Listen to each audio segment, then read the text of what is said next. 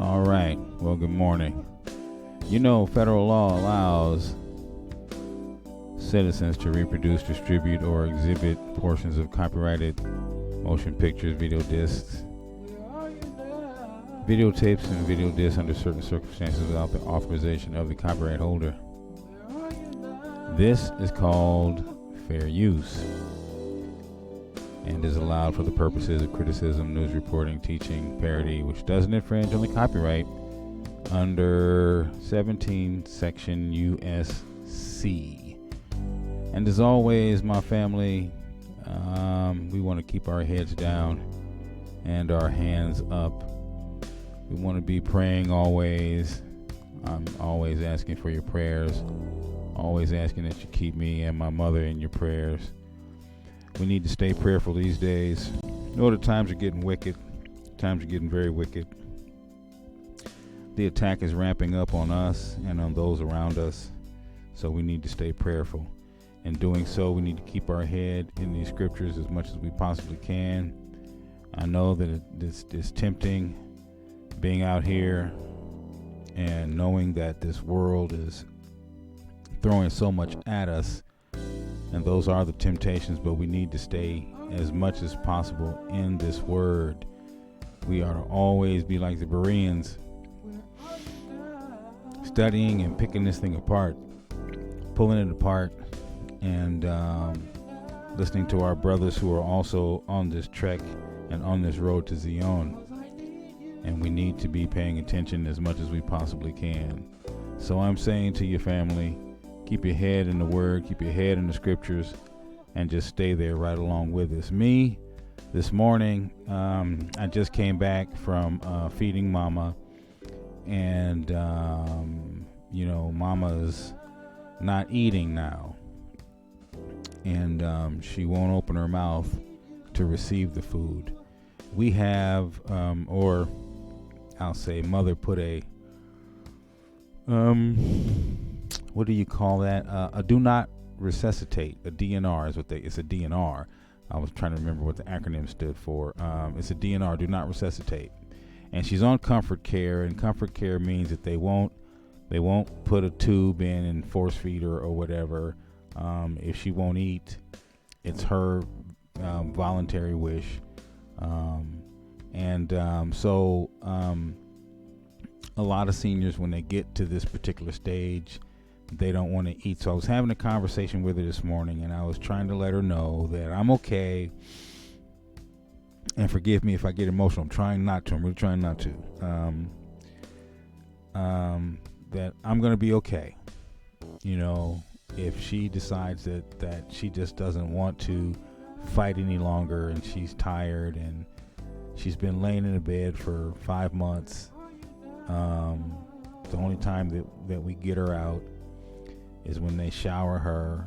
She got a shower today. She was supposed to have it yesterday. She was supposed to have it yesterday, but she didn't.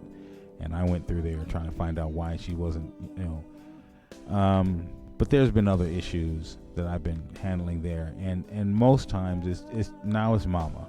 Now it's Mama and her decision whether she wants to continue on or not.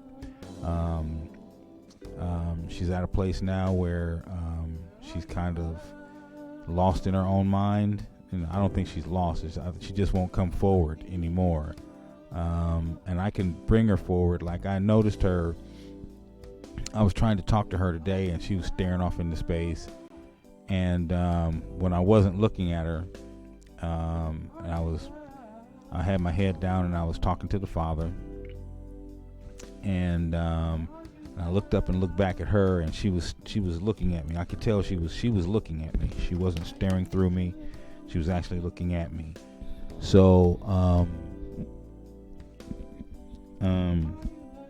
I didn't say anything to her. I just continued to pray, and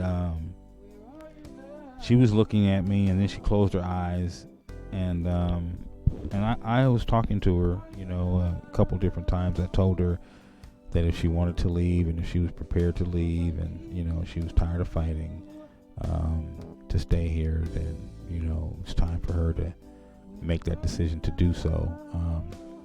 However, a lot of seniors, and I've seen it before, mothers are retired nurses, I've seen it before, when they get to a particular place, they don't want to eat, and so you have to make them eat. Now, I would take a straw and I would, put it in her mouth, and I would gently blow in the straw and put food in her mouth. And when it was in her mouth, she would, because it's more liquefied now, so she would, wiggle it around and she'd swallow it, but she wouldn't open her mouth to receive food. So she just purses her lips and keeps her lips really tight, and she won't receive the food. So we're not going to force her to eat. And in that particular case, a person's expiration, because they'll wither away, is imminent. And so with me going over there daily, carrying the things that I carry to bring and feed her, she's not even accepting those anymore. So we are where we are, and it will occur when it occurs. But the reason why I came in here today was to talk to you about family and how family should be there for family. And I'm going to honestly tell you that my family has not been here for me. For the last 11 years that I've been taking care of my mother, and some of you have seen the posts that I put up in January, where I was talking about when I was writing Tefillah Yehoah, the worship song, and I was sitting here at the piano. However, I was up against that window when I did it, and I was praying. Now I'm facing east. That's facing west. So everything I do now, I'm facing east, looking toward Jerusalem. And I'm dealing with, I'm here playing. My worship goes there. My prayers go there. I don't even, like I said before, I don't wear shoes over here when I'm over here, because this is like my place where I study and read, and if I'm not sitting back there, I don't wear shoes in here. This is like my holy of holies. This is like the altar. And so I was sitting here at the piano over there, though, and I was praying the Lord's Prayer, and I was telling this story this morning also. When I got to the part that said, forgive me my trespasses as I forgive those who trespass against me, the Father stopped me right there and says, I cannot work within that if you're still harboring animosity in your heart toward people in your family. And so I had to do some forgiving and some letting go and unblocking people on my phone. I had to unblock some people on the phone. And so yesterday I'm talking to family, and I'm talking to family about family, not about being family or whatever, but just about family. So I'm talking to family about mama. And so what happened was a cake was being baked, and there was more attention being given to the cake that was being baked than to the conversation about mama. And then they got mad at me because I mentioned about memory loss and having loss of memory. And here's the situation. There were things that have been done in the family that everybody in the family knows about. And then I'm being told that I'm making this up. And I'm like, no, I'm not making this up. Everybody knows you did this. So I'm not bringing this up to point out the fact that you did this, because that's what I was being accused of, bringing this up to point out the fact that this person did this. No, I'm bringing this up because you said it never happened. And everybody knows it happened. There's memory loss going on, and you have an issue with memory right now, and you don't want to admit it, but there is a memory. There's a issue with memory. And so, excuse me, I hear some distortion in my headphones, and I was trying to get it out of the microphone. So there's an issue with memory, and you're saying that you don't have memory loss, but you did this thing, and everybody knows you did it, but you're telling me that I'm bringing it up just to make you, to make myself feel better about like the fact that I can accuse you of something. And no, it's not that. It's not that. It's not that. It's the fact that you don't remember. And there's other things you don't remember. A lot of other things that you don't remember. And people in the family are starting to notice the fact that you don't remember. And I only mention that to show you that this happened and you said it didn't, and everybody knows that it did. So there's memory loss. But it's being turned around and thrown in my lap. I said, listen, I didn't call for this. I'm trying to talk about mama. Well, I'm baking a cake right now. Can't your cake wait? I mean, it's not even in the oven yet. I mean, it's still in a bowl and you're putting ingredients in it. So it's not even made. So you can't wait. And in the midst of all of that, it hung up in my face. So, really? Is that what we do, Israel? I mean, we're so stuck in ourselves that we can't even own what we've done. I'm so transparent. I tell everybody, I mean, you want to know anything about me? Yeah. I'm just like an 8 Mile. I'll tell you everything now. You tell them something I haven't already told them about me. It doesn't matter. I tell everybody, I lost my cool today and I didn't lose my cool, but it's hard for me to keep my emotions in check now. I mean, now, I've always been a weeper. I'll be weeping while I'm hitting you in the head with a 2x4. But I've always been a weeper, and I don't want to hit anybody in the head with a 2x4, but I will defend myself, and I might be weeping while I hit you in the head with a 2x4 while I'm defending myself. But anyway, I have a problem with people who won't own their stuff, and I mean, eventually you got to face the Most High on that.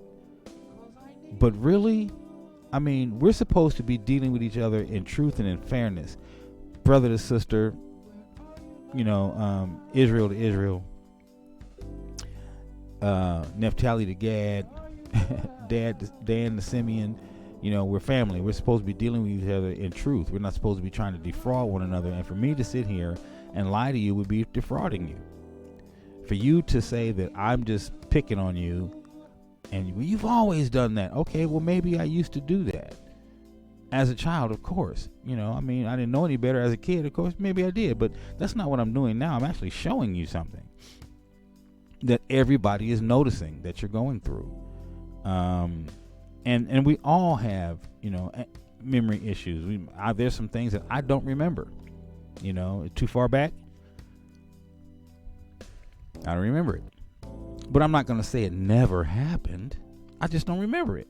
Okay, so if you remember it, right, then it must have happened. I just don't remember it. But I'm not going to say it never happened and you just want to find something to pick on me with. I don't think like that. But really, is that how we are? Listen, we are too close to going home. We are too close to the Messiah coming to redeem his people. And with everybody running around here trying to be Christians, I mean, I have people who sit there and tell you, I'm a Hebrew, but they get them to go to church on Sunday. I'm a Hebrew, but there's a big old Christmas tree sitting in your corner over there with presents all around it. I'm a Hebrew. But you was in the club last night, getting your jiggity on, had this girl pinned up against the wall with your tongue halfway down her esophagus. Right? And your wife is at home. I'm a Hebrew. Right? But you laying drunk at your buddy's house on the couch, knocked out.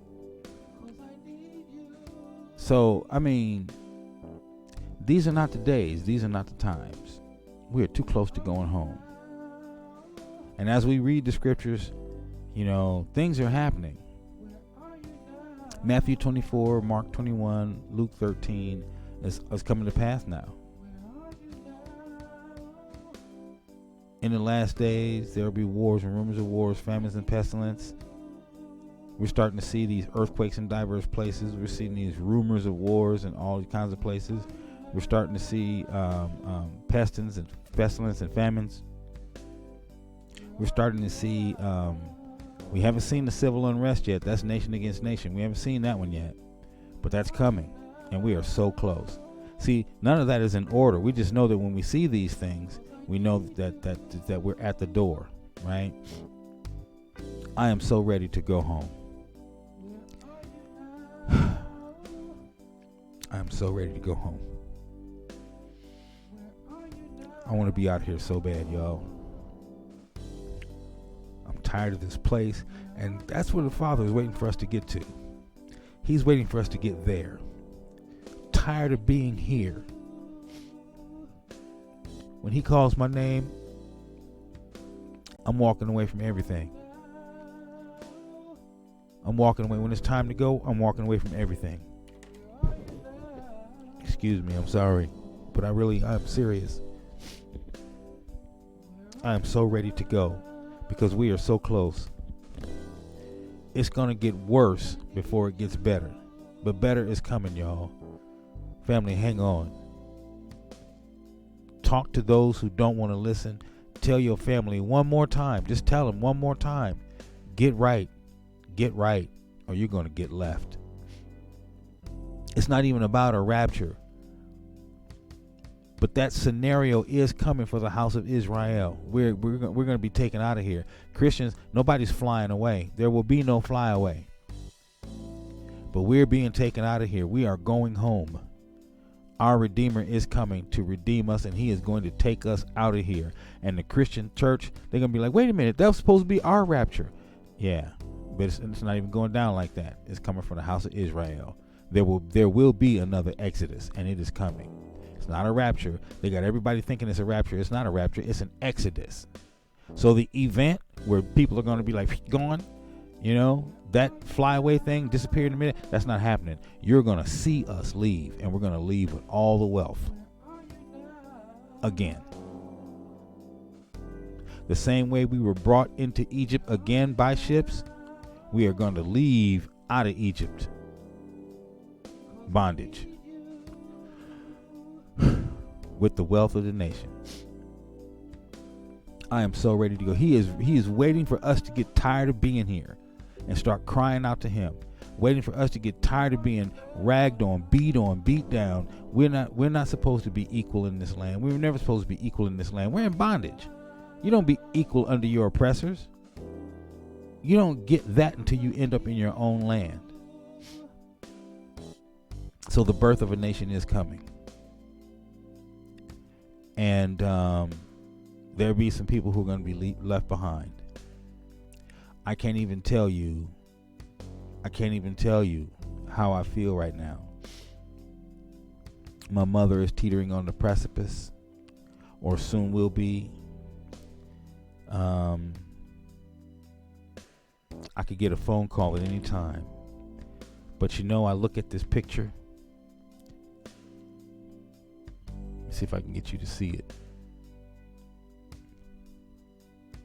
That's my mama when she graduated from nursing school.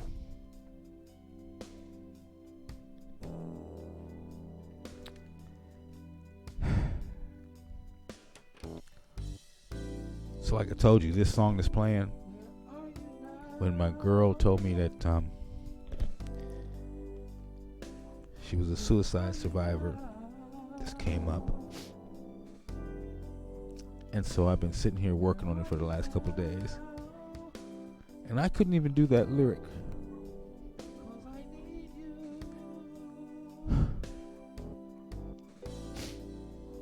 Because mama kept coming up.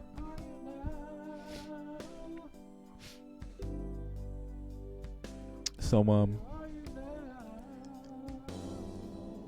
just keep me in your prayers. That's all I ask. That's all I ask. And I gotta go, cause I can't. I gotta go.